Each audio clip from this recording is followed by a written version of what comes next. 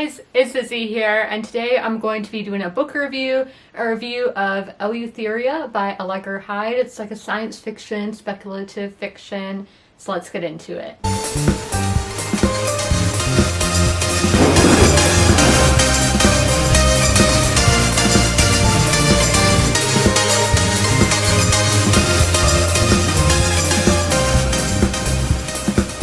I'm going to start with the synopsis of the book and then go into the call passages to talking about characters, atmosphere, writing, and plot. Willa Marks grew up with paranoid doomsday prepper parents. A childhood isolated from the real world and the rest of society. She goes on to live in Boston with strange, eccentric cousins. The city leaves her shell-shocked from the childhood she had surrounded by the nature of New Hampshire. That all changes when she comes across Harvard professor Sylvia Gill. Sylvia Gill is intelligent and just changes Willa's world. After many days spent with the professor, Willa comes across a book all about this place called Camp Hope, and the book just describes this leader who is trying to save the world from the impending climate disaster. This is all a girl filled with hope needs to hear before jumping on a plane and going to the Bahamas to join this group of people trying to save the ecosystem around them. Let's jump into the character study right now. We always know that's my favorite part. I love character development, just character work. I love just seeing how different people's minds work. It's so fascinating and honestly my favorite part of reading, at least at the moment. It's always different. I used to be a very plot-based reader, but now give me character work. The reader gets to experience two sides of the climate spectrum here. We have Willa's parents, who I would say are more far-right conspiracy theorists. They are very negative towards it. They're like, this disaster is going to happen. We need to all be selfish, really, and rely on our small little family and not worry about the people around us. We're going to stay in our own little cabin, our own little bunker. In most of the literature I read, it's usually coming from a leftist perspective, so I enjoyed getting to see a view that's different than my own, seeing people who are like, it's gonna happen, there's nothing we can do about it, let's not try to change it, let's just try to survive. Very fascinating. I read to learn about different people's life experiences, and I don't always want to read about somebody who has the same experience as me or has the same views as me. I want to read about people from all over the world, different political views, different classes in society, different races, everything. I want to know about everything, so that does include people I don't agree with. I'm going to say we don't agree with the majority of people on Earth. There's going to be a lot of times where I am going to read about people who I don't necessarily agree with the things that they're doing or the things that they believe, but I do want to learn. But what's the other side of the spectrum we see? So we see Willa going to Camp Hope in the Bahamas and meets Roy Adams. Roy Adams is a former military man and is the leader of Camp Hope.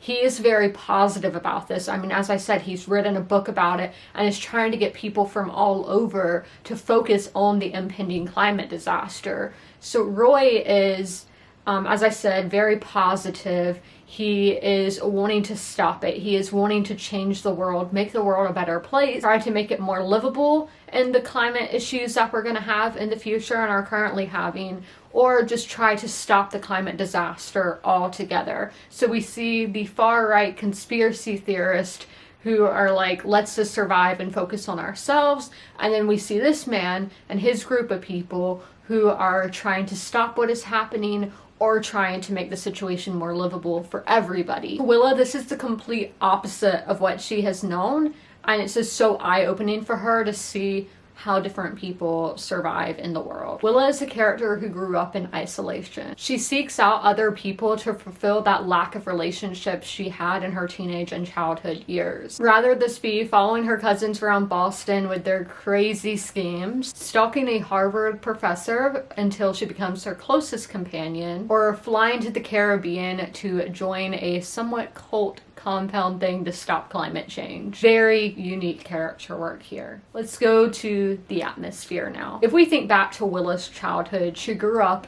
very isolated in New Hampshire in a cabin in the middle of nowhere with a bunker with only her parents. They would occasionally venture out in an RV and like sleep in the Walmart parking lot, but very much a very isolated childhood. I think that would be such an interesting atmosphere to read from. We're only getting it in flashbacks here and very briefly, but I would love a whole story just on somebody growing up in that kind of situation. The setting of Boston in the story was like exactly like you would expect it to be. The Bahamas, or Camp Hope, was very interesting, especially if you have been to the Bahamas, and I was there for like non-vacation purposes. It was very realistic, and I could easily picture this camp in the Bahamas. Let's jump on over to the writing now. The writing is what I marked the most of when I was annotating Eleutheria. There are positives and there are negatives. At first, I had no idea what this writing style would be like for me. I was either gonna love it or hate it, but I was neither. I fell kind of in the middle for that. The quotes actually lacked quotation marks,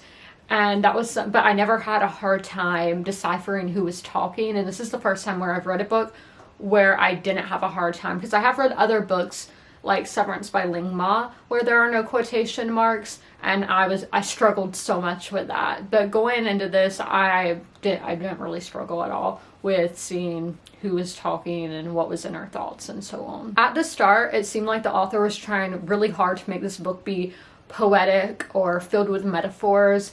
I just had to roll my eyes at some of them. Some of the comparisons were just weird, and I didn't really think they were things that you could compare, honestly. However, as the book progressed, I started underlining more and more quotes, and the book became easier for me to read and enjoy. Another thing that I liked that the author did was we had the dual timelines. We had the story of Willa growing up and how she got to Boston, and then we had like the current time of her going to Eleutheria and to Camp Hope.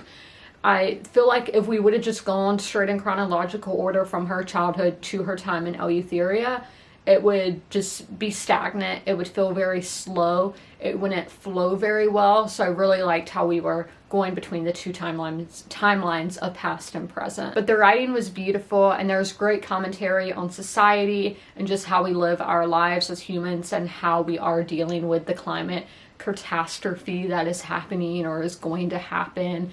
That leads us into the plot. The first plot point that I will focus on is how Americans view climate change or view any event that isn't right at their front door, or right at our, because I am American after all. A lot of us Americans don't really seem to care what's happening in the other parts of the world, or we're very ignorant to it. A lot of our media just focuses on American issues. That's why I really recommend checking out other news outlets. For me personally, it's the BBC. I see things happening in like Bangladesh. That's completely across the world, and I'm not going to see refugee camps in Bangladesh on like CNN or Fox News. No, it's because the Myanmar stuff, if you're curious. But and just seeing floods in Pakistan, things like that, you don't really see in the American media. You have to go elsewhere for that. So Americans are very focused on their own country, on America. I think this is something we really see common in the West, so maybe the UK focused just on the UK, or Canada just focused on Canada. We don't really have a wide world view, and I do blame the media for that, not the individual. But it is getting to the point, we do have smartphones, you can look up stuff, so it's getting to the point where maybe you can't blame the individual. But speaking of social media, sometimes we'll just be scrolling through and be like, oh, there was a big monsoon in Thailand, and we're just like, oh, that sucks, and keep on scrolling. We don't really care. Americans don't really care unless it's happening right in their backyard, the hurricanes right on their coast. It's just kind of sad to see, and I mean, it's probably in a lot of other places, but I can't really speak for that. I can only speak of places where I'm from, or have been around people from.